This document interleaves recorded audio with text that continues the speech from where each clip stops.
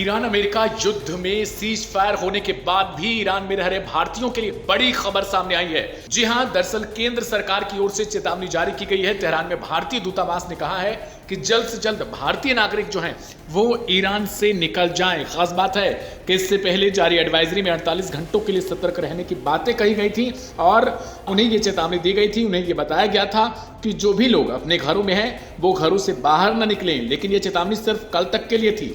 आज एक नई चेतावनी जारी की गई है और इसमें साफ तौर पर कहा गया है, लोगों से उनको सलाह दी गई है कि वो ईरान छोड़ दें। ईरान और अमेरिका ने 2 सप्ताह के लिए जो है वो जंग रोकने पर मुहर लगाई है, यानी सीज फायर पर राजी हो चुके हैं।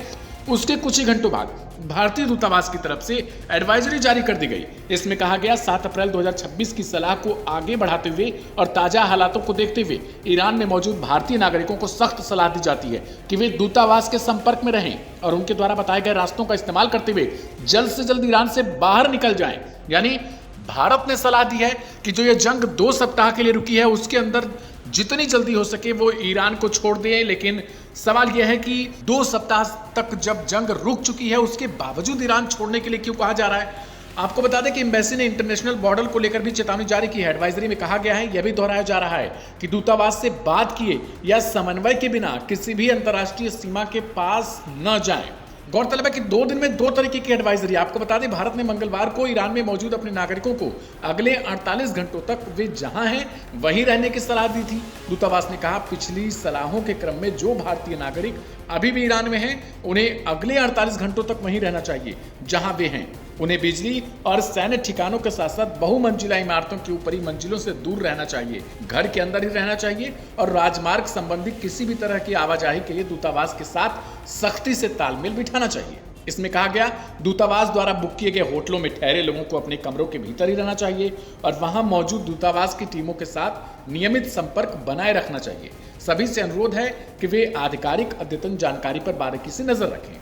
पीटीआई के मुताबिक आधिकारिक आंकड़े हैं कि 28 फरवरी को इजराइल और अमेरिका के ईरानी ठिकानों पर हमले किए जाने के बाद जब संघर्ष शुरू हुआ तब ईरान में छात्रों समेत करीब 9000 भारतीय मौजूद थे। अब तक लगभग 1800 भारतीय भारत लौट चुके हैं। लेकिन अब जो नई गाइडलाइन आई है उसके मुताबिक साफ तौर पर कहा गया है कि जो भी लोग वहां पर हैं वो ईरान को जितनी जल्दी हो सके उसे छोड़ दें। इमरजेंसी नंबर भी जारी कर दिया गया भारतीय दूतावास की तरफ से। इसमें नंबर्स जो स्क्रीन पर फ्लैश हो रहे हैं वो 989128109115। इसके अलावा 989128109102। इसके साथ साथ 2 और नंबर जारी किए गए हैं। इसके साथ ही ईमेल है cons.tehran.mea.government.in पर।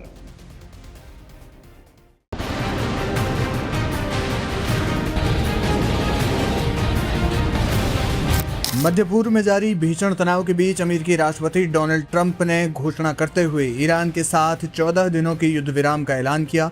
इस घोषणा ने जहां दुनिया को कुछ समय के लिए राहत की सांस लेने की उम्मीद दी है, तो वहीं क्षेत्र के सबसे शक्तिशाली खिलाड़ी इजराइल ने अपनी कड़ी शर्तों के जरिए इस समझौते की सफलता पर सवालिया निशान खड़े कर दिए हैं। यानी माना जा रहा है कि इजराइल इस समझौते से खुश नहीं है।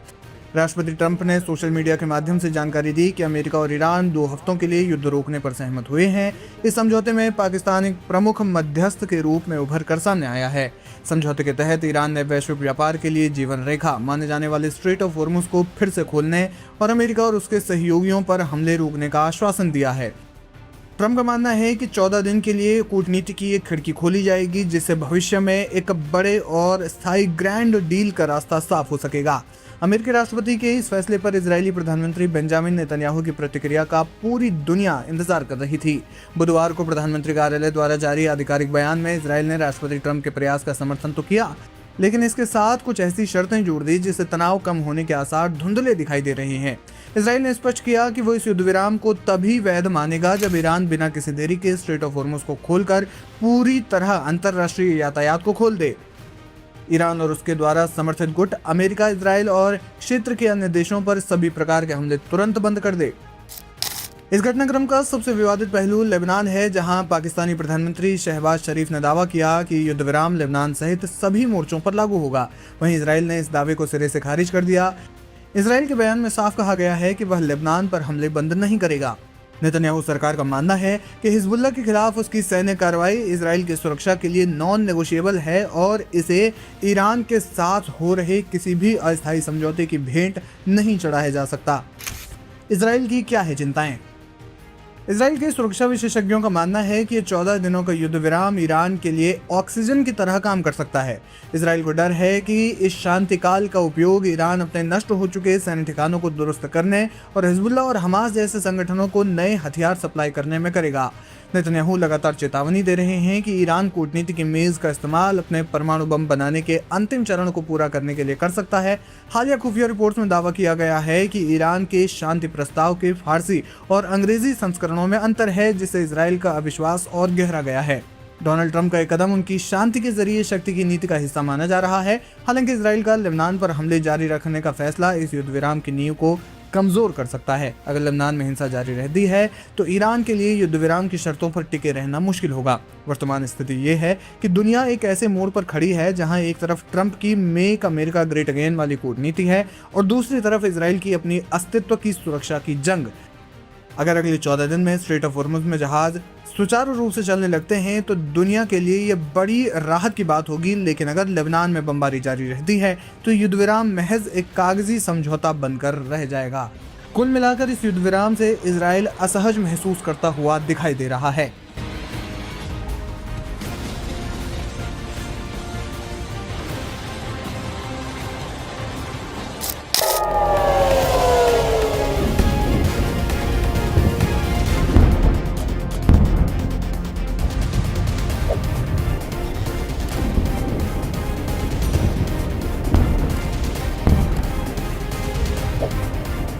मिडिल ईस्ट में जंग को 39 दिन पूरे हो चुके हैं, लेकिन गुजरते दिन के साथ युद्ध और ज्यादा भीषण होता जा रहा है। इसी बीच अमेरिकी राष्ट्रपति डोनाल्ड ट्रंप ने ईरान पर बड़े हमले की धमकी दी, बल्कि ईरान को खत्म करने की बात भी कही, जिससे पूरी दुनिया में हड़कंप मचा हुआ है।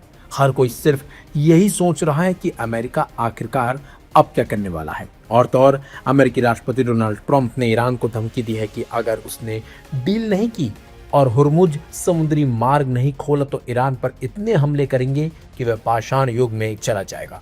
लेकिन इन सभी धमकियों के बीच अमेरिका ने एक ऐसा कदम उठाया जिससे मिडिल ईस्ट समेत पूरी दुनिया में अटकलों का बाजार गर्म हो गया। दरअसल अमेरिका ने पश्चिम एशिया में बढ़ते तनाव के बीच एक बड़ा और चौंकाने वाला कदम उठाया है। ट्रंप प्रशासन ने फारस की खाड़ी से सटे बहरीन में तैनात अपने करीब 1500 सैनिकों और उनके परिवारों को गुप्त तरीके से वहां से निकाल लिया है। इस गुपचुप निकासी और बहरीन से नौसैनिकों की तैनाती पर अमेरिकी यू टर्न का अंदाजा इसी बात से लगाया जा सकता है कि सैनिकों से कहा गया था कि वे अपने साथ केवल उतना ही सामान ले जाएं जितना कि उनके एक बैकपैक में आ सके। इसके साथ ही अमेरिकी सैनिकों को पालतू जानवरों को भी निकालने की इजाजत दी गई थी। मीडिया रिपोर्ट्स में दावा किया गया है कि उन्हें आदेश दिया गया था कि जो बैग में आ सके उतना ही लेकर तुरंत निकलो। रिपोर्ट्स के मुताबिक यह निकासी ईरान के मिसाइल और ड्रोन खतरों के बीच की गई है। सैनिकों को वहां से निकलने के लिए कोई लंबी तैयारी का समय नहीं मिल सका। उन्हें सिर्फ एक निर्देश मिला, बैग पैक करो और निकलो। रिपोर्ट्स में कहा गया कि कई लोग सिर्फ कपड़ों और जरूरी सामान के साथ ही रवाना हो गए। एक अधिकारी के मुताबिक वे लगभग खाली हाथ लौटे, सिर्फ उतना ही लिया जो बैग पैक में आ सका।